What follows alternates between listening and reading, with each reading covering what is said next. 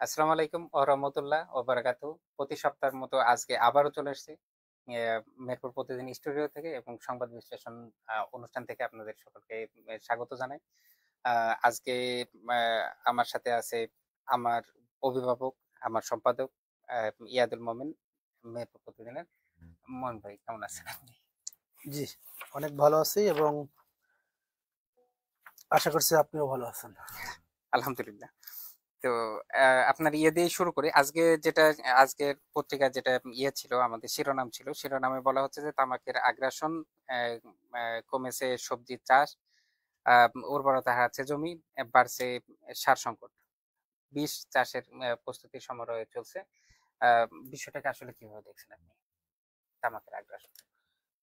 আচ্ছা, বিষয়টা হচ্ছে এটা আহ, যদি আজ থেকে 10 বছরের চিন্তা করি, 10 বছর আগে মানে তামাকের চাষ মেহেরপুরে কম হতো। এটা কিন্তু মানে যত বছর যাচ্ছে প্রতি বছর কিন্তু কিছু না কিছু বাড়ছে। বাড়তে বাড়তে আপনি খেয়াল করবেন এই বাড়ার কারণে কি হচ্ছে, তামাক ক্রয় কেন্দ্র যাদের আছে, যারা হুম, তামাক কোম্পানি হুম, যারা ক্রয় করে, তাদের গোডাউনের পরিমাণও কিন্তু বেড়েছে। জি, জি, গোডাউনের আকার বেড়েছে, হুম, পরিমাণ বেড়েছে, তাদের গোডাউন কিন্তু একাধিক হয়েছে। একাধিক হয়েছে, তাই না? জি, জি, এবং আমজুপি রোডে তো মনে হয় যেন প্রায় অনেক জায়গাটা তারা অলরেডি দখল করে নিয়েছে। একইভাবে ইয়েতে টাইম কাটার কাছে আরেকটা কোম্পানি হুম, করেছে, এদিকে মদনাতে আরেকটা হুম, তারা ইয়ে করছে, কলেজ রোডে একটা আছে। তাহলে মানে দিন দিন কিন্তু বাড়ছে। কেন হুম, বাড়তেছে? কারণ তামাকের উৎপাদন, ওদের টার্গেটটা অনেক বেশি। উৎপাদন টার্গেট যত, হুম। তাদের ক্রয়ের টার্গেট আরো অনেক বেশি। আচ্ছা, এটা কি গ্রাহক কোনোভাবে বাড়ছে আপনার আচ্ছা, মনে হয়? গ্রাহক বলতে কি গ্রাহক? মানে তামাকের গ্রাহক যারা স্মোক করে বা স্মোকার বাড়ছে আচ্ছা, কিনা? এখন এই যে মেহেরপুরে যে যে তামাকটা উৎপাদন হয়, এটা তো পাতা, তাই না? এখান থেকে তো প্রসেসিং হয় না। না, না। এখান থেকে তামাকের পাতাটা যায় তাদের প্রসেসিং সেন্টার, সেখান থেকে তাদের জন্য যে সিগারেট বিড়ি যা যা তৈরি হুম, করে হুম, সেখানে হয়। এখন তামাকের যদি এই গ্রাহক নাই বাড়ে, তাহলে উৎপাদন কেন বাড়বে? জি, অবশ্যই বাড়তেছে। হুম। না, কারণ না, এমনটাও তো হইতে পারে যে আপনার হচ্ছে কারণ যে তামাক, অন্য আমি জেলাতে তারা আমি যদি এভাবে হ্যাঁ, বলি হ্যাঁ, যে হ্যাঁ, তামাকের গায়ে মানে বিড়ি সিগারেটের গায়ে সংবিধিবদ্ধ সতর্কীকরণ লেখা থাকে। জি, ছবি সহ। লেখা না থাকলে হুম, সেটা অপরাধ। জি, এবং তামাকে কি কি ক্ষতি হয় হুম, সেরকম ছবিও দেওয়া থাকে, না দিলে কিন্তু এটা অপরাধ। হুম, তো এত কিছুর পরেও মানুষ এটা মানে বিশেষ করে এক শ্রেণীর হুম, যাদের উঠতি বয়সী, যারা ইয়াং তরুণ, মানে সিগারেট স্মোক করা, ধূমপান করাকে একটা ফ্যাশন মনে করে। জি, ঠিক আছে, এই ফ্যাশনের জন্য কিন্তু অনেকটা করে, অনেকটা বন্ধুর চাপে পড়ে করে, অনেকটা সঙ্গ দোষী করে। হুম, হুম, এটা কিন্তু একটা অনেকটা ফ্যাশন। আমি বেশ কিছু সিনেমা, নাটক, ওটিটি ফিল্মে দেখছি যে বিভিন্ন স্টাইলে তারা স্মোকিং করে, মানে জি, মনে হয় যেন এটাই তাদের একটা নায়কীয় ভাব। জি, তো সেই নায়কীয় একটা ভাব যখন ওই সিনেমাটা যখন একটা তরুণ দেখবে, হুম, হুম। তার ভিতরে কিন্তু ওই ওই আবেশটা ওই তৈরি জিনিসটা হবে। তৈরি হতে পারে। ওই হ্যাঁ, হ্যাঁ, আবেশটা তৈরি হবে, এবং হুম, যেখান থেকে আমার মনে হয় যে ধূমপানকারী বা তামাক ব্যবহারকারী যারা, তাদের সংখ্যা তো বাড়ছে। না বাড়লে প্রোডাকশনই বা কেন বাড়বে? না, না, এমনটা এটা তো কি বাড়ছে। হইতে পারে যে যেটা হচ্ছে কিনা যে অন্য জেলাতে দেখা গেল যে তারা প্রশাসনের পেশারে বা কৃষকরা করতে চাচ্ছে না, অনেক গ্রাহক দেখাচ্ছে বলে আমাদের মেহেরপুরে প্রোডাকশন বাড়াচ্ছে বা না, এমনটাও আসলে কি? এই বিষয়টা সম্পর্কে আমার কাছে খুব বেশি তথ্য নাই। কারণ যে যে বিষয়টা তথ্য নাই, সে বিষয়টা আমি বলতেও পারবো না। তবে আমার কাছে মনে হয় যে মেহেরপুরের তুলনায় চুয়াডাঙ্গাতে তামাক চাষ কম হয়।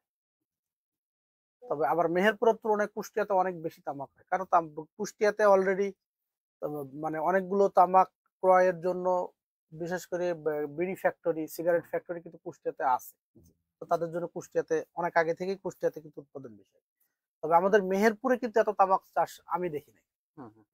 এই 4-5 বছরের যে পরিমাণ তামাক দেখছি, এই পরিমাণ চাষ মেহেরপুরে কিন্তু হয় নাই। তার কারণে কি হচ্ছে, আমাদের, আমি যদি মেহেরপুর এই শহরটা পার হয়ে কাথলির দিকে যাই, পৌর কলেজের পর থেকে, যে আর 1-2 মাস পর থেকে হয়তো তামাকের চাষ শুরু হবে। রাস্তার দুই পাশে গেলেই শুধু তামাক, শুধু তামাক। আমি গত বছর এটা দেখেছি। আমি খুব অবাক হই যে যে চাষিরা জানে যে এই তামাক চাষ করলে তার ক্ষতি, তার পরিবারের সদস্যদের ক্ষতি, মানে হয়তো কিছু অর্থ তারা সুবিধা পাচ্ছে, বাট এটা দীর্ঘমেয়াদী কিন্তু একটা ক্ষতি। আমি মনে করি যে যে একটা চাষি যদি 5 বছর 6 বছর নিয়মিত চাষ করে, তার পরিবারের সদস্যরা নিশ্চয়ই ওই তামাকজনিত যে রোগগুলো আছে সেসব রোগে আক্রান্ত হবে। হয়তো মোটা অঙ্কের টাকা পাচ্ছে, টাকাটা কেন পাচ্ছে, তার কারণ ওই তামাক কোম্পানিগুলো তাদেরকে বিভিন্ন প্রণোদনা দেয়। প্রণোদনা বলা ভুল হবে, বিভিন্ন ঋণ দেয়, অর্থ ঋণ। আচ্ছা, সার কেনার জন্য, বীজ কেনার জন্য, চারা কেনার জন্য, বা জমি ক্রয় করা, জমি ভাড়া নেওয়ার জন্য তারা কিন্তু এই ঋণগুলো দেয়। এবং এই ঋণগুলো তারা কি করে, ওই যখন তামাক ক্রয় করে তখন ওখান থেকে সমন্বয় করে, মানে তারা টাকাটা আগে দিচ্ছে, দিয়ে পরে মানে তাদের যখন ওই তামাকটা সংগ্রহ করা হয়ে যাচ্ছে তখন তারা ওই টাকাটা কেটে নিচ্ছে। এক্ষেত্রে হয় কি, ওই কৃষকদের দেখা গেছে যে 1 বিঘা তামাক করতে যদি মনে করেন 50-60 হাজার টাকা খরচ হয়, ওখানে মোটা অঙ্কের একটা টাকা কিন্তু তারা সুবিধা পাচ্ছে প্রথমে, যে টাকাটা তাদের ঘর থেকে লাগছে না। এটার কারণে হয়তো কৃষকরা ঝুঁকছে। আর তামাকটা যখন একসাথে পাচ্ছে, তারা ওখান থেকে হয়তো কিছুটা বেনিফিট হচ্ছে। ওই কিছু অর্থের বিনিময় মানে সুবিধার জন্য তারা দীর্ঘমেয়াদী একটা ক্ষতির দিকে যাচ্ছে। এবং আমরা কি হচ্ছে, আমরা মেহেরপুরকে এক সময় বলি যে মেহেরপুর সবজি উৎপাদনের জন্য মানে অন্যতম একটি জেলা মেহেরপুর, তাই না? কিন্তু এখন কি আমরা বলতে পারবো যে মেহেরপুর সবজির জন্য উন্নত মানের জেলা? না, এখন আর বলতে পারবো না। কারণ কি, সবজির প্রত্যেকটা জমি এখন তামাকের দখলে। তাই আমি আজকের নিউজটাই মানে শুরুই করেছি এভাবে, যে আসলে তামাকের একটা আগ্রাসন শুরু হয়েছে, এবং এই আগ্রাসন যদি বন্ধ না হয়, এই আগ্রাসনকে যদি এখন চেপে ধরা না যায়, তাহলে ভবিষ্যতে আমাদের প্রজন্ম, আমাদের পরের প্রজন্ম খুবই ক্ষতিগ্রস্ত হবে। আচ্ছা, এখানে আপনার ইয়েটা প্রতিবেদনে যেটা বলা হচ্ছিল যে সেটা হচ্ছে যে মনোহরপুর কবরস্থানের ওখান থেকে আপনার একদম কুলবাড়িয়া ইটভাটা পর্যন্ত পুরো প্রায় আধা কিলোমিটারে ওখানে 6টা মতো বীজতলা তৈরি করা হয়েছে, যেখানে আমি আজকে আসতে গিয়ে দেখলাম আরো একটু বেশি, 7টি, মানে আরেকটু ওই যে স্কুলের পাশে আরো একটি হয়েছে, মোট 7টি। ওই আধা কিলোমিটার না, যদি ওইটাকে আর একটু ধরি 1 কিলোমিটার, তাহলে 1 কিলোমিটারের মধ্যে 7টা বীজতলা। আমি কথা বললাম যে একটা বীজতলা থেকে 100 থেকে 150 বিঘা জমি চাষ করার মতো চারা উৎপাদন হবে একটা বীজতলা থেকে। তাহলে যদি ওখানে 7টা হয়, তাহলে প্রতি 7 গুণ 150, প্রায় 1000 জমি, এই 1000 বিঘা জমি 1 কিলোমিটারের এই সামান্য কয়েকটা বীজতলা থেকেই 1000 বিঘা জমির তামাক আবাদ করার মতো চারা উৎপাদনের অলরেডি প্রস্তুতি শুরু হয়ে গেছে। এবং একইভাবে কৃষি অফিসের তথ্য মতে গত বছর 975 হেক্টর জমি, প্রায় 1000 হেক্টর জমিতে তামাক চাষ হচ্ছে। আমি যদি 1000 হেক্টরও ধরি, তাহলে প্রায় 100 বীজতলা সারা মেহেরপুরে তৈরি করা হয়েছে। এবং বীজতলা গুলো দেখলে, আমি প্রথমবার যখন দেখলাম 5-6 বছর আগে, তখন আমার কাছে এত সুন্দর মনে হয়েছিল যে আমার মনে হয় যে এখানে নতুন কোনো জাত, মানে কৃষি পণ্য বা নতুন কোনো ফল বা নতুন কোনো সবজির আবাদ হবে, যেটা হয়তো খুব বেশি রোদ লাগলে বা পোকামাকড় লাগলে নষ্ট হতে পারে, মানে সেই গ্রিন হাউসের মতো করে, এটাকে আমরা ব্লু হাউস বলতে পারি, ব্লু হাউস। তো আমার কাছে মনে হয়েছিল যে কি এমন নতুন প্রোডাক্ট আসতেছে, কি নতুন সবজি আসছে, এত সুন্দর করে একটা আয়োজন করতেছে। না, এগুলো তো কোম্পানি দেয়, হ্যাঁ, কোম্পানি থেকে দেয়, মানে ঋণ দেয় আর কি, কোম্পানি দেয় না, ঋণ দেয়। আচ্ছা আচ্ছা। তো পরে দেখলাম যে ওখানে আসলে তামাকের চারা উৎপাদন করা হচ্ছে। আমি তখন ভাবলাম যে একটু ভয়ঙ্কর আয়োজন। আচ্ছা, আমি নিউজটা একটু বলে দিই। সেটা হচ্ছে যে ওখানে আপনি নিউজে যেটা বলতেছেন সেটা হচ্ছে বীজতলা তৈরি করা হয়েছে 6টা। এই বীজতলার মধ্যে হচ্ছে যে ব্যাটের মানে ব্রিটিশ আমেরিকা টোবাকোর হচ্ছে 3টা, আবুল খায়ের গ্রুপের হচ্ছে 2টা, জাপান টোবাকো ইন্ডাস্ট্রিজের 1টি। আচ্ছা, এখানে একটা ইয়েতে বলতেছিল, সেটা হচ্ছে যে কৃষকরা, তো আপনি ইয়ের কথা বলেছেন, আপনি প্রণোদনা দেওয়ার কথা বলেছেন। কৃষকদের তো অনেকগুলো রোগ হয়, মানে রোগ হইতে পারে যে যখন তারা তামাকগুলো পোড়ায়, তামাকগুলো প্রসেস করে, এতে তাদের ফুসফুসে কষ্ট হয় বা ফুসফুস জনিত রোগগুলো দেখা দিতে পারে, শ্বাসকষ্ট জনিত রোগগুলো দেখা দিতে পারে। তারপরেও কৃষকরা কেন এই জিনিসটাকে ধরে রাখা চায়? আমি যে বললাম যে কিছু অর্থনৈতিক লাভের কারণে করতেছে, কারণ যে অল্প অল্প করে খরচ করে যখন টাকাটা একবারে পাচ্ছে, তখন তারা এটাকে মনে হচ্ছে যে একবারে একটা মোটা অঙ্কের টাকা পাচ্ছে। হুম। আর তামাকের দাম 2 বছর আগে যা ছিল গত বছর তার ডাবল হয়েছে। এবছরে মানে গত বছরে কিন্তু 220-30 টাকা তো কেজি প্রতি বিক্রি হয়েছে। তার আগের বছর শুনেছিলাম 120-30 টাকা বিক্রি হয়েছে। তার আগে আরো কম ছিল। এভাবে কিন্তু প্রতিনিয়ত তামাকের দাম বাড়ছে। তো তামাকের দাম বাড়লেও ওই দেখা গেছে যে কৃষক যে পরিমাণ খরচ করে তার থেকে হয়তো অনেক বেশি লাভ করে তারা। আচ্ছা, সব আচ্ছা। মিলিয়ে হুম, হুম, হুম। হয়তো এই কারণে তারা ক্ষতিগ্রস্ত। তবে এখানে গত বছর যেটা হয়েছে সেটা হচ্ছে গত বছর বৃষ্টির কারণে হোক বা অধিক উৎপাদনের কারণে হোক গত বছর অনেক কৃষক তামাকে কিন্তু ক্ষতিগ্রস্ত হয়েছে। কিন্তু তারপরেও আমি এক কৃষকের সাথে কথা বলেছি, নিউজেও আছে, সে বলছে যে আমরা তো আসলে কৃষক, আমরা তো চাষি, আমাদের তো আসলে লজ্জা নেই, জি, জি, আমি আমাদের ওটা লজ্জা বলছিলাম। নেই, জি। কিন্তু তারপরেও কিন্তু আমরা করি। একজন বলল যে আমি গতবার 2 বিঘা করেছি, এবার নিয়ত আছে করবো না। তারপরও দেখা গেছে অনেকেই করে, তখন দেখা গেছে আমাকেও করতে হয়। মানে এরকম একটা পরিস্থিতি তৈরি হয়। আর এটা কি কোম্পানির পক্ষ থেকে এক ধরনের চাপাচাপি আর বা এক কোম্পানির ধরনের পক্ষ থাকে? থেকে এক ধরনের চাপাচাপি, আমাকে একজন নাম প্রকাশ করার না সত্ত্বে বললো যে কোম্পানি যখন ওই ওইগুলো দেয় তখন তো তারা বিভিন্ন ভাবে চাপাচাপি না, তারা প্রলোভন দেখায়, প্রলোভন লোভ দেখায়। দেখায়, আচ্ছা, তারা উদ্বুদ্ধ করার চেষ্টা করে বিভিন্ন ভাবে। হ্যাঁ, তো এই প্রলোভনে পড়ে যখন হিসাব নিকাশ করে যে অর্থনৈতিক ভাবে লাভ হচ্ছে, তখন তারা এদিকে যায়। আচ্ছা, আচ্ছা। এবং আমি এও বলতে পারবো যে এই তামাক চাষ করে বা তামাকের ব্যবসা করে অনেক মানুষ পথে বসছে। এই তামাকের চাষ তো করে মানে ব্যবসায়ীদের মধ্যে দ্বন্দ্ব হয়েছে, আমার কাছে এরকম তথ্য আছে। আচ্ছা, এই আচ্ছা। তামাকের ব্যবসা করে অনেক মানুষ টাকা পয়সা নষ্ট করেছে, এরকম তথ্য আমার কাছে আছে। তবে আমরা যেহেতু আমাদের এটা দীর্ঘমেয়াদী একটি মানে আমরা কাজ শুরু করেছি তামাকের আগ্রাসন নিয়ে, আজকে জাস্ট আমি একটা সামারি মানে ছোট ছোট করে একটা সামারি তুলে ধরার চেষ্টা করেছি। আমাদের এটা যে আপনি বলছিলেন যে তামাক চাষ করলে বা তামাক চাষ করার কারণে একটি এলাকার আর্থসামাজিক কি ক্ষতি হতে পারে, এটা নিয়ে আমার একটা পর্ব করার ইচ্ছা আছে। তারপরে তামাকের কারণে যে চাষ করবে তার বা যার তার পরিবারের সদস্যরা জড়িত থাকে এর মধ্যে, আপনি গ্রামের ছেলে, আমিও গ্রামে কম বেশি যাতায়াত আছে বা গ্রামে থাকি।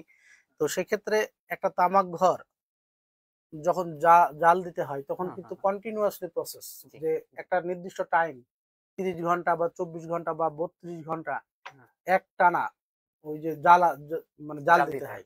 ঠিক আছে, তো জাল তো বন্ধ হয় না, তখন কিন্তু দেখা যায় পরিবারের প্রত্যেকটা মানুষকে কিন্তু ওই কাজটা করতে হয়। এবং এই জ্বালানির ক্ষেত্রে ব্যবহার করা হয় কাঠ। তাহলে কাঠটা কোথায় পাচ্ছে? পরিবেশ ধ্বংস, নষ্ট হচ্ছে, নষ্ট করে কাঠ আনতেছে। আবার কোন কোন ক্ষেত্রে জ্বালানির ক্ষেত্রে ব্যবহার হয় ওই যে শার্ট কাপড়, যেটা পরিবেশের জন্য আরো ক্ষতিকর, যেখানে কেমিক্যাল থাকে, ওটা পড়ালে কি হয়, পরিবেশের জন্য আরো ক্ষতি হয়। এবং এই যে সার্বিক একটা যে স্বাস্থ্য ক্ষতি, এবং আগামী দিনগুলো এই তামাক প্রবণ এলাকাগুলো যে কত বড় ক্ষতির সম্মুখীন হবে। আর ইতিমধ্যে তামাক পরিবারের বেশ কিছু মানুষ অসুস্থ হয়েছে, তাদের সাথে আমরা কথা বলেছি। আমরা এগুলো নিয়েও কিন্তু একটা পর্ব করার আমাদের ইচ্ছা আছে, যে তামাকের কারণে কি কি ক্ষতি হয়েছে। ঠিক আছে, মানে কোন কোন রোগে তো আক্রান্ত হয়েছে। এই শুধুমাত্র যে মানে নেগেটিভ গুলো দেখালেই যে হবে এরকম না, আমাদের তো বিকল্পও দেখাতে হবে। বিকল্প যেমন দেখাতে কৃষি হবে। অফিসার আমাদের বলতেছিল যে মেহেরপুর কৃষি সম্প্রসারণ অধিদপ্তরের অতিরিক্ত উপপরিচালক জেসমিন ফেরদৌস বলতেছেন যে আমাদের মানে তামাক চাষ না করে বা এর বিকল্প হিসেবে আমরা পেঁপে চাষের জন্য আমরা বলতে পারি। জি জি, হ্যাঁ, তো এইরকম বিকল্প না তো এখন তাদের তো দেখাতে হবে। অনেক অনেক চাষ আছে যে যে যে সবজিগুলো মানে আমাদের এই এলাকাটা উন্নতি কি কারণে, সবজির কারণে, তাই না? তখন তো তামাক ছিল না। সবজি এক বছর সবজি চাষ করে অনেক মানুষ টাকা পয়সার মানুষ হয়েছে, তাই না? তাহলে এখন অর্থকরী ফসল শুধু তামাক না, অর্থকরী ফসল এখন অনেক কিছু আছে। পেয়ারা চাষ করে কিন্তু মানুষ অর্থ ইনকাম করছে, ড্রাগন ফলের চাষ করে অর্থ ইনকাম করছে, মানে দেশি কুলের মানে কুল চাষ করে কিন্তু মানুষ অর্থ উপার্জন করছে। মানে ব্যতিক্রম যে কোনো একটা নতুন কিছু আইডিয়া মানুষ কিন্তু জেনারেট করলে সেখান থেকে অর্থ পাচ্ছে। এখন কৃষি অফিসার এখানে নতুন করে যোগ করলেন পেঁপে চাষ। আমি যদি এভাবে বলি যে গত বছর কুলবাড়িয়াতে একটা জমিতে এরকম বীজতলা আমি দেখেছিলাম, সেই জমিটাই আমি দেখছি যে পেঁপের বাগান করেছে। তাহলে নিশ্চয়ই পেঁপে পেঁপে লাভজনক, লাভজনক, তাই না? কোনো সন্দেহ ছাড়াই লাভ। তামাকের মতো না হলেও তামাকের কাছাকাছি লাভজনক। তাহলে তাহলে কৃষকের তো উপায় আছে, তাহলে কৃষক কেন এটা বেছে নিচ্ছে, এটা হলো ব্যাপার। হয়তো কৃষকের মধ্যে সেই ধারণাটা নাই, বা তামাক কোম্পানিগুলো প্রতিনিধি যারা যায় তারা অনেক বেশি প্রলোভন দেখায়, যে কারণেও হতে পারে যে যে তারা এখান থেকে বেরিয়ে আসতে পারছে না। সেক্ষেত্রে হচ্ছে যে মানে আমরা তো সবজিতে অনেক ভালো ছিলাম, সবজিতে আমরা অনেক লাভ করতেছিলাম। আবার মানে পুরো বাংলাদেশে যতগুলো জেলা আছে তার ভিতরে উল্লেখযোগ্য পরিমাণে আমরা উৎপাদন করতে পারতেছিলাম। ওখান থেকে আসলে কৃষকরা সরে গেল কেন? আমাদের ইয়া নাই বলে, কোল্ড স্টোরেজ নাই বলে, এরকম? কোনটার কথা বলছো আর মানে এই সবজি চাষের ব্যাপারে হ্যাঁ, বলছি। সবজি চাষ তো কোনো সন্দেহ ছাড়াই লাভজনক একটা ব্যবসা। তো ওখান থেকে কৃষকরা আসলে অনীহা দেখাচ্ছে কেন? এইখানে একটা বিষয় আমার কাছে মনে হয় যে সবজি চাষ কৃষকরা মানে বাজারে বিক্রি করার কারণে যে দামটা পায় তারা এইখানে, মানে একই জমি একই মানে সবজি, সে বেগুন মেহেরপুরে আমরা কিনি মনে করেন 40 টাকা 50 টাকা, তাই না? জি, জি। বা কৃষক বিক্রি করছে 40 টাকায়, কিন্তু একই বেগুন আমরা কিনতেছি কত টাকায়, 80 টাকায় 90 টাকায়। এই মেহেরপুরে কিন্তু ক্রেতা এবং উৎপাদনকারীর মধ্যে একটা ফার ডিফারেন্স আছে। এটা কারণ কি? এটা হচ্ছে মধ্যস্বত্ব ভোগীদের একটা অবস্থান ওখানে তৈরি হয়, একটা সিন্ডিকেট যেটাকে বলি আমরা, এই সিন্ডিকেটটা তৈরি হয়। কৃষক যদি 70 টাকা পেত তাহলে কি হতো, কৃষক উপকৃত হতো। সেই জায়গায় উৎপাদন খরচ থেকে ওই ব্যবসায়ীর কিছু লাভ দিয়ে আমরা যদি 80 টাকায় কিনতাম তাহলে সমস্যা ছিল না। কিন্তু কৃষক পাচ্ছে কত টাকা, 40 টাকা 30 টাকা, কিন্তু আমি এটা কিন্তু ঠিকই 80 টাকায় কিনতেছি, আমার দামটা কিন্তু কমছে না। তাহলে এই জায়গাটাই বিশেষ করে বাজার মনিটরিং এ যারা দায়িত্বে থাকেন, জেলা প্রশাসন বা বাজার মনিটরিং কর্মকর্তা যারা আছেন, মার্কেটিং অফিসার যারা আছে, তাদেরকে কাজ করার সুযোগ আছে। এটা কি কোনো কারণে ওই যে প্যারিশেবল গুডস বলে, মানে পচনশীল দ্রব্য বলে, যে একদিনের ভিতরে বিক্রি করতে হবে, এইরকম কি কোনোভাবে, যে যাতে কিনা আচ্ছা, কৃষকরা আটকায় যায় যে এইখানে আরেকটা আমার বিষয় আছে, রাখার এখানে জায়গা আরেকটা নাই? বিষয় আছে যে আমাদের কৃষকদের মধ্যে আমার কাছে যেটা মনে হয়েছে, এটা নাও মিলতে পারে, সেটা হুম, হলো যে কৃষকদের মধ্যে একটা প্রবণতা দেখা যায়। প্রবণতাটা হলো কি, যে একটা মাঠে মনে করেন 100 বিঘা জমি আছে, হুম।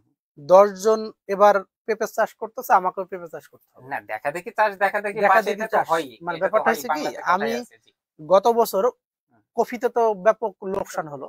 আমি একজন কফি চাষির সাথে কথা বললাম, বলল যে বাবাজি আমার 12 বিঘা জমি আছে, আমি 12 রকমের আবাদ করেছি, আমি 12 রকম সবজি করেছি, আচ্ছা, এতে কি হয়েছে, আমার লস হয়নি, আমার লাভ না হলেও আমার লস হয়নি। লস হয়।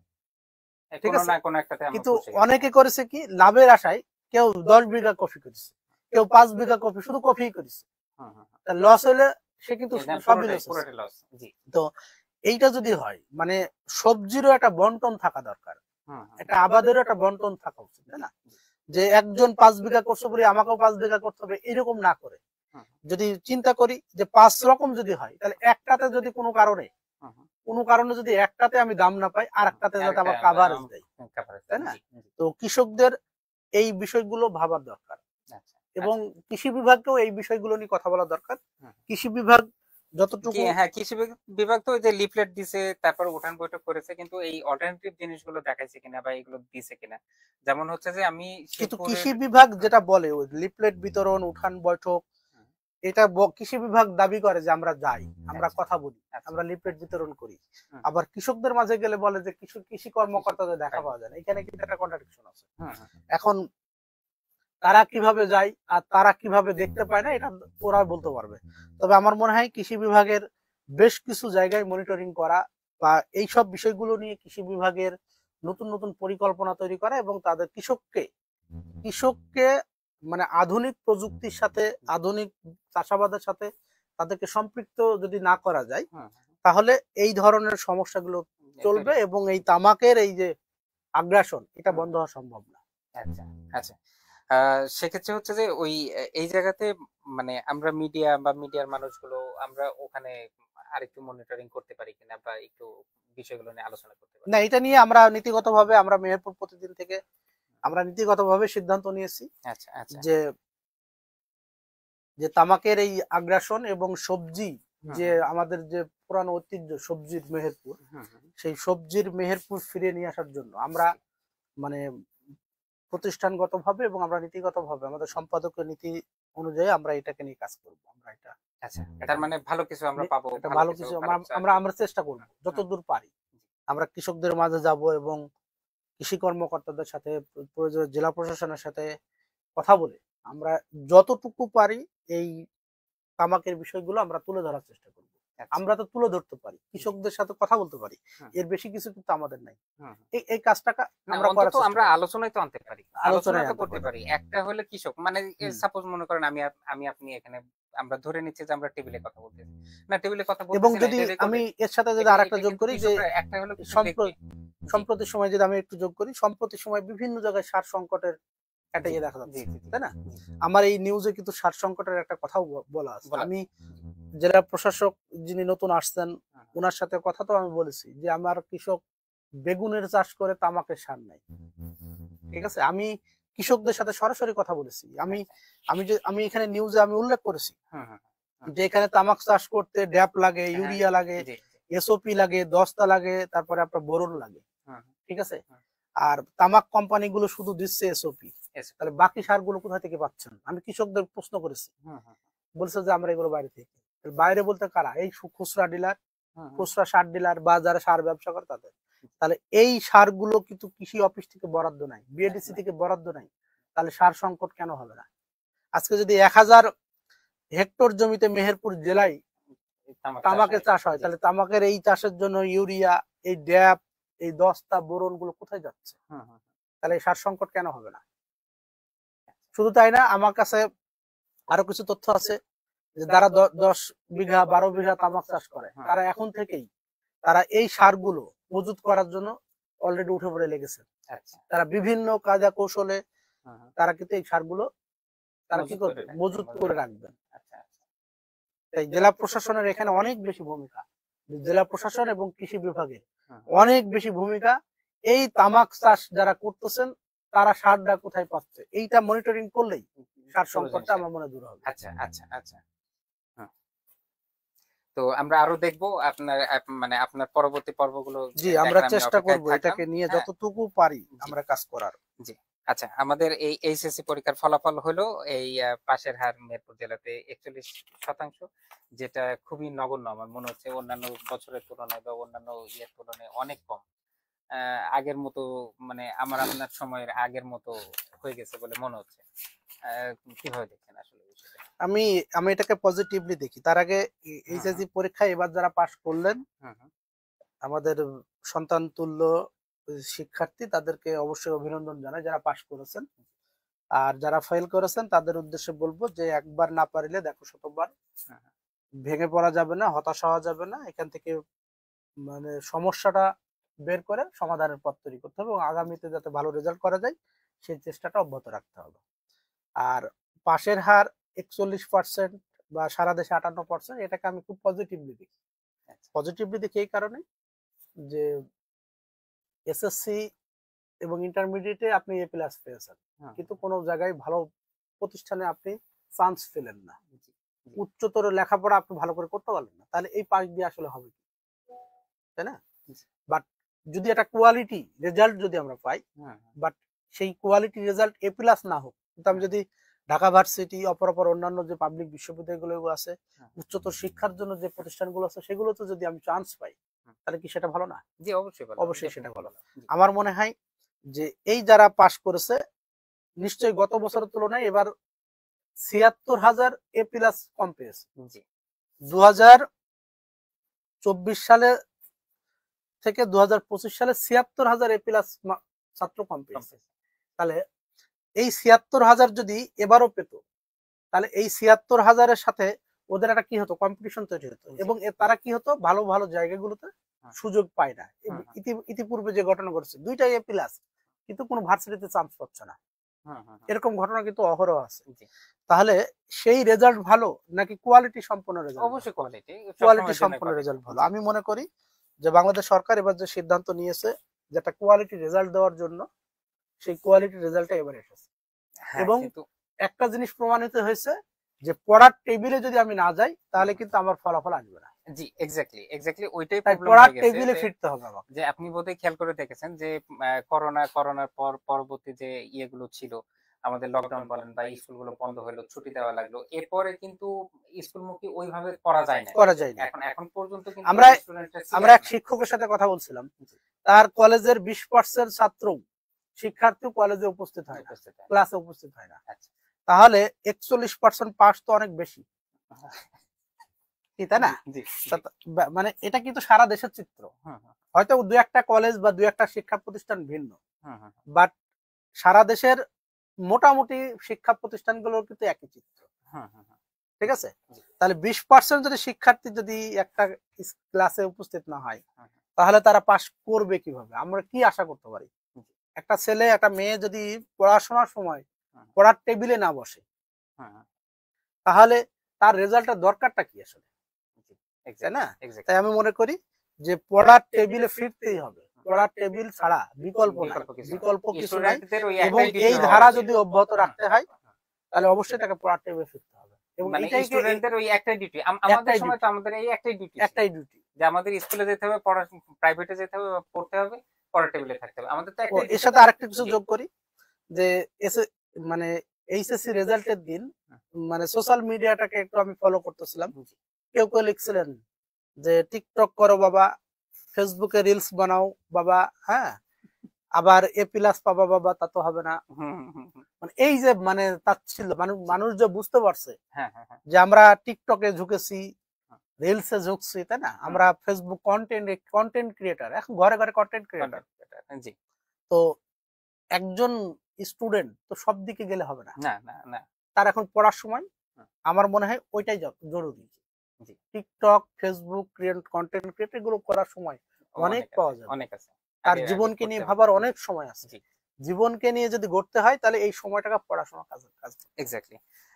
আমি একটু ইয়েটা বলে দিই, সেটা হচ্ছে যে মেহেরপুর সরকারি কলেজে 58% পাস করেছে। এবার হচ্ছে মেহেরপুর সরকারি মহিলা কলেজে 61.2% পাস করেছে। মুজিবনগর সরকারি ডিগ্রি কলেজে 41% পাস করেছে। আর হচ্ছে পৌর কলেজ, মানে পৌর কলেজের অবস্থা আসলে মানে তুলনামূলক একটু কম মনে হচ্ছে, তাই না? যে ওরা 46% পাস করেছে। জাদুখালী কলেজে আপনার হচ্ছে 13% পাস করেছে। ARB কলেজে আপনার 36% পাস করেছে। এটা গেল হচ্ছে মানে মেহেরপুর উপজেলার ইয়েটা। এরপর হচ্ছে গাংনী উপজেলায় ছিল সন্ধানী স্কুল অ্যান্ড কলেজ। এটা তো আপনি দিয়েছিলেন যে সন্ধানী স্কুল অ্যান্ড কলেজ সবচেয়ে ভালো করেছে এবারে। সেটা হচ্ছে যে 94% তারা পাস করেছে। গাংনী সরকারি কলেজে 47% পাস করেছে। কাজীপুর ডিগ্রি কলেজে হচ্ছে 52%। মরকাজ জাগরণী কলেজে হচ্ছে 33% এবং তেরাইল জোরপুকুরিয়া ডিগ্রি কলেজে আপনার 40% পাস করেছে। এরপর দেখলাম যে আচ্ছা, আমি মুজিবনগর একটু বলে দিই। মুজিবনগর সরকারি কলেজে আপনার হচ্ছে 41% পাস করেছে। মহাজনপুর মহাবিদ্যালয় এখানে 15%। মুজিবনগর আদর্শ মহিলা কলেজ এখান থেকে 37% পাস করেছে।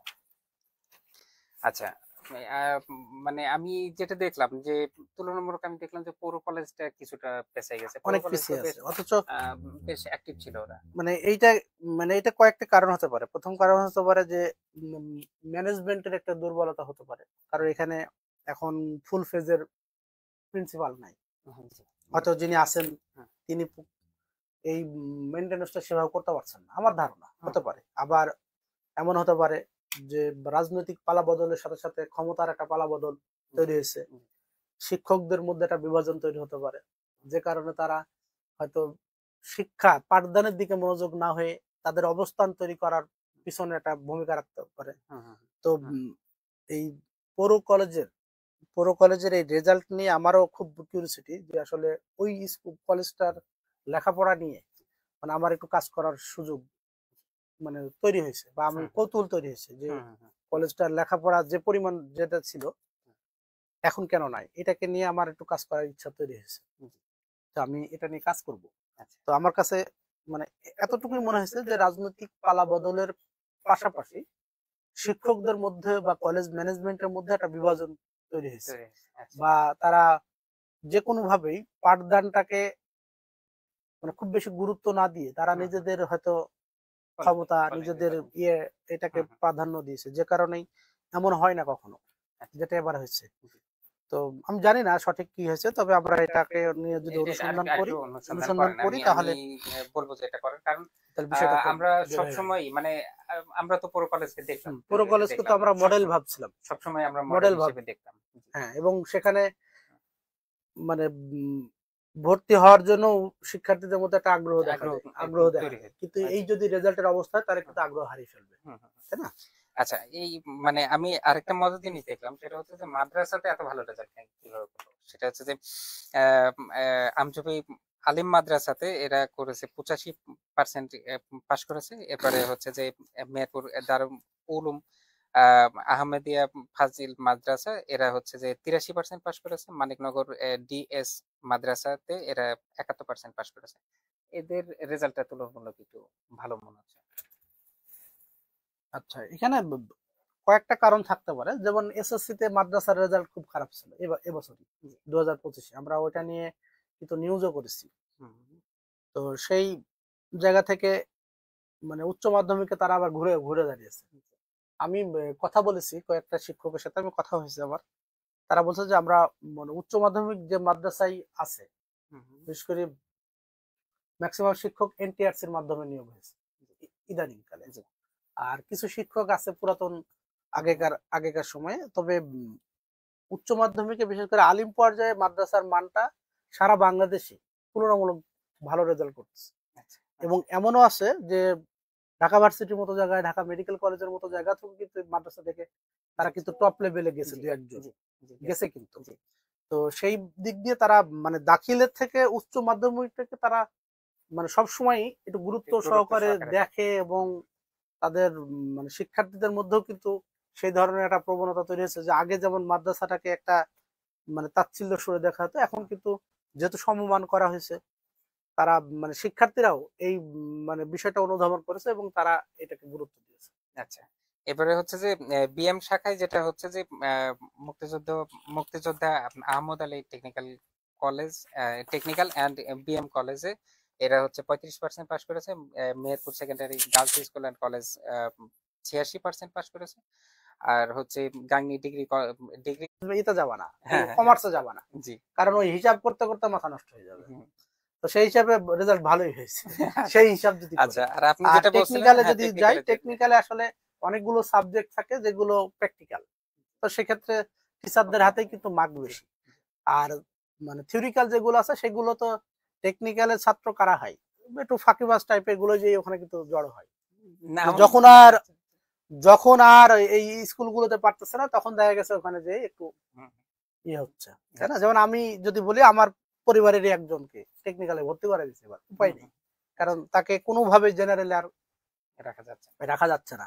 তো তখন এরকম যদি অধিকাংশ হয় তাহলে কিন্তু ঝামেলা, এবং রেজাল্টটা কিন্তু এই কারণে ঝামেলা। তবে টেকনিক্যালে যারা আছেন, শিক্ষক যারা আছেন, তারা যদি বিষয়টাকে গুরুত্ব সহকারে দেখেন যে সমাজের ওই মানে খুব বঞ্চিত হয়ে ছেলেটা মেয়েটা এখানে আসতেছে, তাদেরকে যদি একটু সুন্দরভাবে মানসিকতাকে মানে মানসিকভাবে পজিটিভলি নিয়ে যদি তাদেরকে মানুষ করার মতো একটু ইয়ে করা যায়, তাহলে এরাও ভালো করবে। জি জি জি, কারণ যে ছেলেটা জেনারেলে পারছে না, সে টেকনিক্যালও ভালো পারতে পারে, কারণ মেধার বিকাশটা কখন কার কোথায় হবে এটা কিন্তু কেউ জানে না। বাট সঠিক গাইডলাইন যদি পাই, তাহলে ওখানেও কিন্তু সে ঘুরে দাঁড়াতে পারে। আচ্ছা, আপনার আরেকটা নিউজে মানে আপনার হচ্ছে 19 অক্টোবর আপনার শিরোনাম ছিল, মেহেরপুর প্রতিদিনের শিরোনাম ছিল যে সেটা হচ্ছে যে মানে মহিলা উদ্যোক্তা অনেক বেড়েছে, এটা মহিলা উদ্যোক্তা। সেটা হচ্ছে যে মাদক ব্যবসা ও চোরাচালানে নারীর ব্যবহার, মেহেরপুরে মাদক সহ 6 মাসের আটক, মানে 6 মাসে আপনার 31 জন নারীকে আটক করা হয়েছে বা গ্রেপ্তার করা হয়েছে মাদক সহ। আচ্ছা, এই নিউজটা আমাদের সিনিয়র, আমাদের মানে বয়োজ্যেষ্ঠ সাংবাদিক, সিনিয়র সাংবাদিক, আমাদের গুরু বলা হয় তোজাম্মেল আজমের করা। মানে এই তথ্যটা উনি ভালো বলতে পারবে। তারপরেও আমার মনে হয় যে প্রত্যেকটা কাজে সে নারী জড়িত থাকে, কারণ নারীদের যত সহজে এই ধরনের মানে অপরাধগুলোতে যুক্ত করা যায়, একটা পুরুষকে কিন্তু অতটা যুক্ত করা সম্ভব হয় অনেক সময়। কারণ তো যে কারণে হয়তো তারা মানে এখানে একটা মজুরি বৈষম্যের ব্যাপার আছে, মজুরি বৈষম্যের ব্যাপার আছে। কারণ একটা পুরুষকে যদি এই কাজটা করাই, দেখা যাচ্ছে 10,000 5,000 টাকা দিতে হতো, সেই জায়গায় এখানে লেখা আছে যে একটা মহিলাকে 1200 থেকে 1500 টাকা বা 2000 টাকা দিতে হচ্ছে। মানে এটা ব্যবসায়িক একটা টেকনিক হতে পারে, এক। আর দুই নম্বর হচ্ছে যে খুব নিডি ফ্যামিলির বা যারা একেবারেই আর কোনো কিছু করার সুযোগ থাকে না, দেখা গেছে তারা এর সাথে জড়িয়ে পড়তে পারে। মানে সাধারণত যে দেখা গেছে খুব নিম্নবিত্ত, একবারে দরিদ্র, এই এই ধরনের ফ্যামিলি থেকে বেশি আসে। আর মধ্যবিত্ত থেকে কিছু আসতেই পারে, তারা হয়তো শখের বশে করতে করতে ইনকামের অধিক ইনকামের আশায় তারা করতেছে। আর বেশিরভাগই আমার মনে হয় জড়িত হয় যে তাদের কোনো মতে তাদের জীবনটাকে পার করা যায় এভাবে। মানে কোনো না কোনো ভাবে পরিবারকে সাপোর্ট দেওয়ার জন্য, বা দেখা গেছে পরিবারে পুরুষ কোনো সক্ষম মানুষ নাই, উপার্জনের মানুষ নাই, যে কারণে এই ব্যবসায়ীতে তো টেকনিক, এই টেকনিক তারা কাজে লেগে মহিলাকে ব্যবহার করতে পারে। টাকা দিয়ে এবং যে সংখ্যাটা দেখা গেছে 6 মাসে 31 জন। 31 জন, এটা তো বেশ বড় একটা সংখ্যা। মানে এখানে নিউজে এক জায়গায় বলা হচ্ছিল যে এদেরকে না বলে বা না বুঝে, মানে এরা না বুঝে আসলে এতে জড়াই গেছে, এমনটা ব্যাপার বলা হচ্ছিল। কিন্তু নিউজে তো এরকম বলা হচ্ছে যে এরা তো একবার যে পুলিশের কাছে ধরা পড়েছে এরকম না, একাধিকবার, 2বার 3বার 4বার পর্যন্ত এরা ধরা পড়েছে এই 6 মাসের ভিতরে।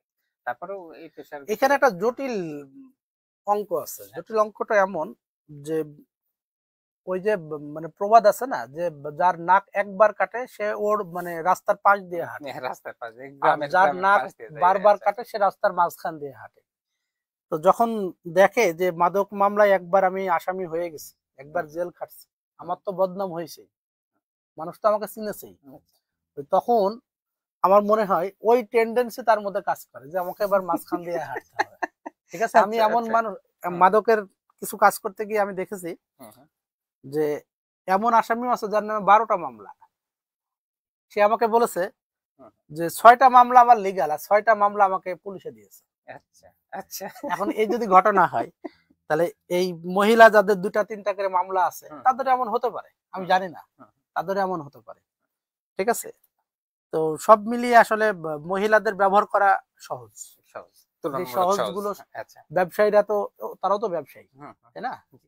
তারাও ব্যবসায়ী এবং ক্রিটিক্যাল একটা ব্যবসার সাথে তারা জড়িত, তাদের ব্রেন তো ক্রিটিক্যালি কাজ করে, রিস্ক বেশি, প্রফিট বেশি।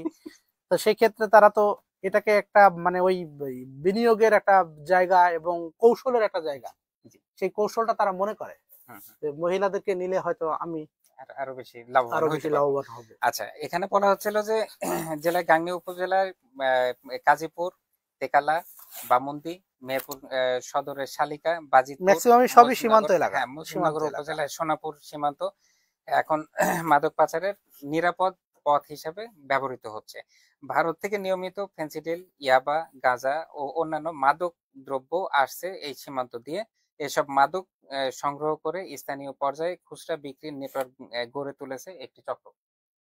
এই চক্রই বেশি আয়ের প্রলোভন দেখে দরিদ্র নারীদের নিয়োগ করছে বাহক বা বিক্রেতা হিসেবে। আচ্ছা, এটা মানে আগে যেভাবে বিক্রি হতো বা আগে যেরকম নেটওয়ার্ক ছিল তার থেকে কি নেটওয়ার্কটা আরো শক্তিশালী হয়েছে বলে মনে করছেন?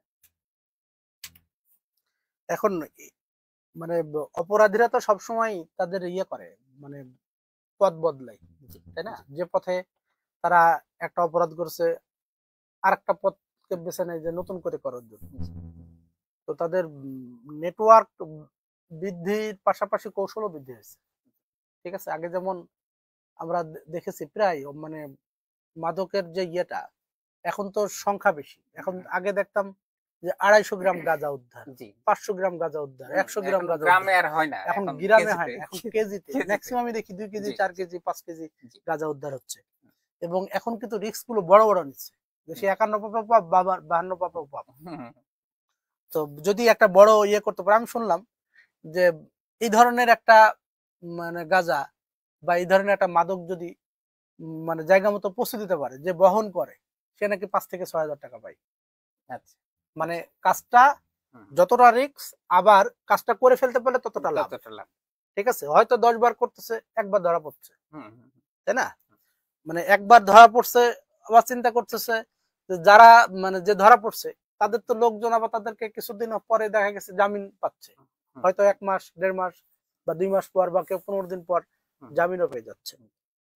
কিন্তু ওই প্রথম দিকে যে আসলটা মানে লাভটা পাচ্ছে, নগদে লাভ, নগদায়ন যেটা হচ্ছে হুম, এইটাকে তারা অনেক বড় মনে করছে, যে কারণেই মানে এখন আমার মনে হয় যে এই নেটওয়ার্কটা তারা অনেক বেশি বৃদ্ধি করেছে। তাহলে আইনগতভাবে কি আরো কড়াকড়ি করা উচিত, বা মানে আসলে আইন। আইনগতভাবে কড়াকড়ি বলতে কি, আবার যদি এভাবে বলি যে 5 আগস্টের পরে রাজনৈতিক প্রেক্ষাপট পরিবর্তনের পরে আমরা বেশ কিছুদিন পুলিশকে নিষ্ক্রিয় হয়ে দেখেছি, সেই সুযোগটা তারা কাজে লাগিয়েছে এবং নেটওয়ার্ক তৈরি করেছে। হুম, এবং এখনো পুলিশ যে মানে শতভাগ সক্ষমতায় কাজ শুরু করেছে বলে আমার মনে হয় না, কিছু না কিছু গ্যাপ আছে, আচ্ছা। যে গ্যাপ গুলো তারা কাজে লাগাচ্ছে, ফলে এই নেটওয়ার্কটা তারা বৃদ্ধি করেছে। না যদিও এখানে পুলিশ এখানে বলতেছে যে আমরা হুম, আমাদের সাধ্যমতো চেষ্টা করছি, কিন্তু আমার কাছে মনে হয় কোথাও না কোথাও একটা গ্যাপ আছে। গ্যাপ এখনো গ্যাপ রয়ে আছে। গেছেন আপনি মনে করছেন। কিন্তু এখানে দেখেন, সেটা হচ্ছে যে একবার যদি বহন করে তাহলে 5,000 টাকা করে পাচ্ছে। মানে এটা শোনা সে, কথা। হ্যাঁ, সে দেখা গেল যে প্রতি মাসে যদি 6 বার বহন করে, এই কেউ মোটিভেটেড হবেন না, হ্যাঁ, আমি ক্যালকুলেশনটা বলি একটু। তাহলে 6 বার বহন করলে তার 30,000 টাকা মনে করেন যে না, আমার মান্থলি মনে তার হয় ইনকাম ব্যাপারটা হচ্ছে। এরকম না যে ইনকাম হচ্ছে, মানে এবার যাকে যদি ধরা একবার খাই। দেবে তাকে, হ্যাঁ, হ্যাঁ, না না সে তো বড়লোক হয়ে যাবে, ব্যাপারটা এরকম না। মানে আপনি যদি 30,000 টাকা করে এই কাজ করি বড়লোক হয়ে যান, আপনাকে দেবে না, অত পাগল ব্যবসায়ীরা, ঠিক আছে, ওই দেখা যায় আপনাকে একটা দেবে আচ্ছা, মাসে, আচ্ছা, ওদের পরের মাসে আবার একটা দেবে। হ্যাঁ, ওই যে লোভ একটা দিয়ে রাখছে 5,000 টাকা, হুম, হুম, ঠিক আছে, আপনাকে 5 বার দিলে তো 25,000 টাকার মালিক, আপনি 25,000 ভাবতে টাকা পারেন না, অত পাগল আবার তারা না যে আচ্ছা, সে যদি বড়লোক হয়ে যাবে 5 মাস করতে করতে, হুম, ও নিজে ব্যবসা করবে। হুম। না এটা যদি আমাদের আইনটা কি আছে আমার জানা নাই, আমি একটু পরে আসলে ভালো হতো, একটু আইনটা হচ্ছে, গবেষণা করে আমি আসলে বলি, ভালো আমি হতো। ছোট হুম, যদি মানে তুলনামূলকভাবে হিরোইন ইয়াবার থেকে গাজাতে ইয়ে কম, সহজ, আচ্ছা, মানে গাজার শাস্তি কম। আচ্ছা, যেমন অনূর্ধ্ব 5 কেজি, 5 কেজি হুম, হুম, পর্যন্ত 6 মাস থেকে 2 বছর পর্যন্ত জেল। না, আচ্ছা, 6 মাস থেকে 5 বছর পর্যন্ত জেল। আচ্ছা, জরিমানা কেমন করা হয়? জরিমানা কথাটা আমার কাছে মনে নাই এই হুম, মুহূর্তে, তবে দেখতে হবে। তো এই যদি অবস্থা হয়, না এটা জরিমানার অ্যামাউন্টটা যদি আরেকটু বাড়ানো বাড়ানো যায় বা যায়, আরেকটু তবে হ্যাঁ, যদি ইয়ে হয় তবে তাহলে হ্যাঁ, এরা যেমন ভয় এই যে পাবে। অনলাইন জুয়ার ওই আইনটাকে নতুন করে জি, তৈরি করা হয়েছে, এখানে হুম, অনেক পরিমাণ জরিমানা করা হয়েছে, হুম, আবার জেলের পরিমাণও বাড়ানো হয়েছে। এইভাবে মাদকের আইনটা 2018 সালে সংশোধন করা হয়েছে, হুম, এইটার জরিমানাটাকে আরো বাড়াতে হবে আরো এবং বাড়াতে হবে, জি, শাস্তিটাকেও বাড়াতে হবে। জি, তাহলে যদি অনেকে বাড়ানো ভয় যায় পাবে তাহলে যে, অনেকে ভয় পাবে, ভয় পাবে, ঠিক আছে, অনেকে ভয় পাবে, এবং পুলিশের তদারকিটা আরো বাড়াতে হবে। জি, জি, আমি কালকে দেখলাম যে 2টা অভিযান, কালকে হুম, 2টা র্যাবের, পুলিশের কোনো অভিযান কালকে দেখিনি, 2টাই খুব বড় অভিযান। একটা হুম, হলো 42 টা 44 পিস ইয়াবা, 4 কেজি গাঁজা, 2টাই কিন্তু র্যাবের। পুলিশের কিন্তু কালকে কোনো অভিযান আমি দেখি নাই। তো পুলিশের অভিযানও কিন্তু বাড়াতে হবে জি, জি, এবং পুলিশের টহলটা বাড়াতে হবে, বিশেষ হুম, করে এইসব ক্ষেত্রে। হুম, কারণ এরা কিন্তু চিহ্নিত, এই মাদক ব্যবসায়ী বা মাদকের সাথে যারা জড়িত এরা কিন্তু চিহ্নিত। হুম, হুম, পুলিশ একটু মনিটরিং করলে, আইন শৃঙ্খলা বাহিনী একটু মনিটরিং করলে কিন্তু এটা এটাকে ধরা কন্ট্রোল সম্ভব করা বা সম্ভব। কন্ট্রোল করা সম্ভব। আর এর সাথে আপনি আইনটাকেও যদি আরেকবার আরেকবার পুনর্বিবেচনা যদি করা যায়, মানে যেহেতু পুনর্বিবেচনা এখন যুগ পরিবর্তন হচ্ছে, এখন টাকার মান দিন দিন বা মানুষের আয়, মানে আয় বাড়তেছে, তাই না, যে কোনো কারণে মানুষের আয় বাড়তেছে, হুম, তো সেই হিসেবে এই জরিমানাটাও হুম, বাড়ানো উচিত, মানে বাড়ানোর দাবি রাখছি আর কি। আচ্ছা, আচ্ছা, সেক্ষেত্রে বাড়া- হচ্ছে যে এখানে তো ধরা পড়ে মেনলি আপনার যে বহন করছে বা যে বিক্রি বহনকারী করছে, বহনকারী কিন্তু মেন হোতাগুলোর কি মেন হবে আসলে? মেন হোতাগুলো কিন্তু ধরাছোঁয়ার বাইরেই থাকছে, এবং তাদেরকে এমন ভাবে ট্রেন করা হয়, হুম, যারা বহন করে হুম। এমন ভাবে ট্রেন করা, মেরে ফেললেও তারা তাদের নাম করতে চায় না। এখন শিকড় সহ উপড়াইতে না পারলে তো আর এই হ্যাঁ, এখন প্রবণতাটা এটা তো কাটবে দায়িত্ব না। পুলিশের, তাই না, এটা দায়িত্ব পুলিশ, এবং পুলিশকে অবশ্যই এটা নিয়ে ভালোভাবে কাজ করতে হবে, ভালোভাবে কাজ কাজ করা উচিত। করতে হবে। আচ্ছা, আচ্ছা, আচ্ছা। না এটা নিয়ে আমরা ভালো কিছু দেখতে পাবো, এটাই আশা করি। এবারে হচ্ছে যে আপনার মেহেরপুর শহর জুড়ে ময়লার ভাগাড়, দুর্ভোগে সাধারণ নাগরিক। এটা 16ই অক্টোবরে মেহেরপুর নিউজের একটা নিউজ ছিল।